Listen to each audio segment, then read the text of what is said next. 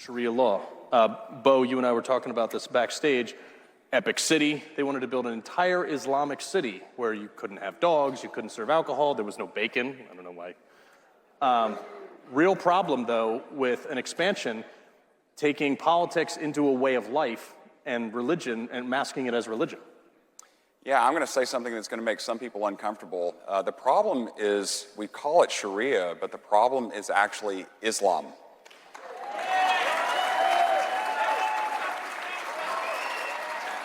I mean, it's great that politicians are finally waking up to what the grassroots have been noticing for a long time. I travel all around the state. I talk to grassroots organizations all the time.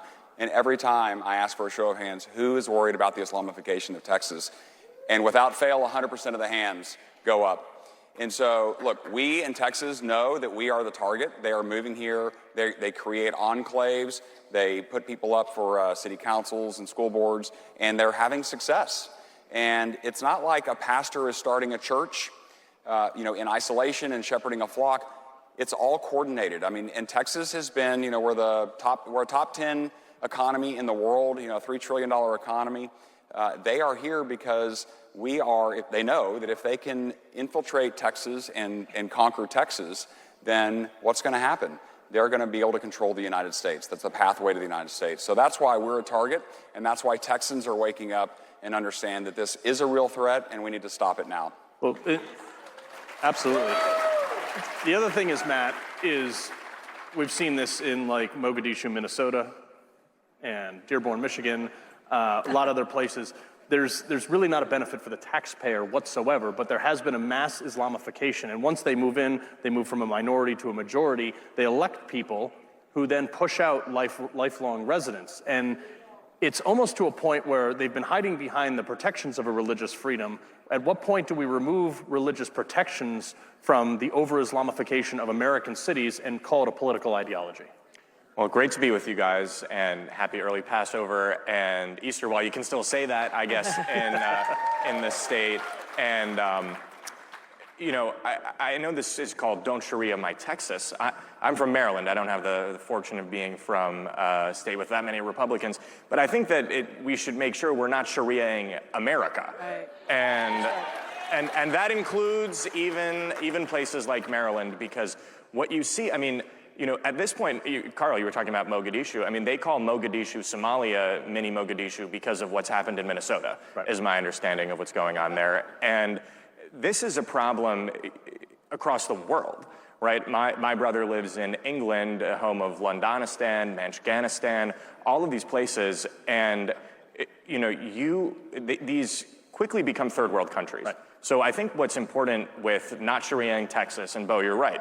If you lose Texas, in a lot of ways, you lose it to the left. If you lose it to the jihadists, if you New York City, Texas, then America is going to be in short order in a lot of trouble here.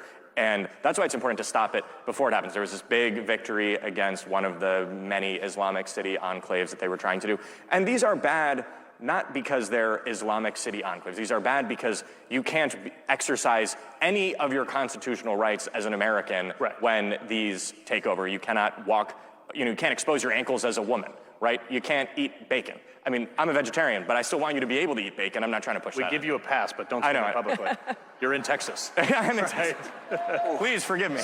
Steak is a verb here. More bacon for you.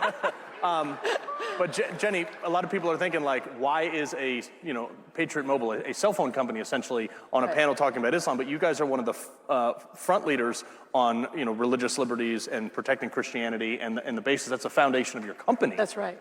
That's right. So basically, Patriot Mobile is a mission-based company, and we fund that mission by selling quality cell phone service. But we've been on the front lines for over a decade fighting for our constitutional rights and freedoms. And to us, Sharia is contrary to our Constitution. Just think about. You don't have a Sharia discount? We don't have a Sharia discount. Okay. But think about your First Amendment right. The Quran basically has Sharia, and it states that if somebody leaves the Islam, that they can be put to death. Or if someone speaks out against Muhammad, they can be put to death. Those are clear violations of the First Amendment, right? The right for religious freedom and the right to speak freely.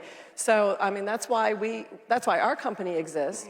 It exists to preserve. We are, as conservatives, we want to conserve the Constitution. You all think that Carl's a moderator. He's actually just our security guard for the family. That's right. We all have our role. And we'll be able to listen to Carl a bit later today. He's also hosting. Can we get another panel. chair up here?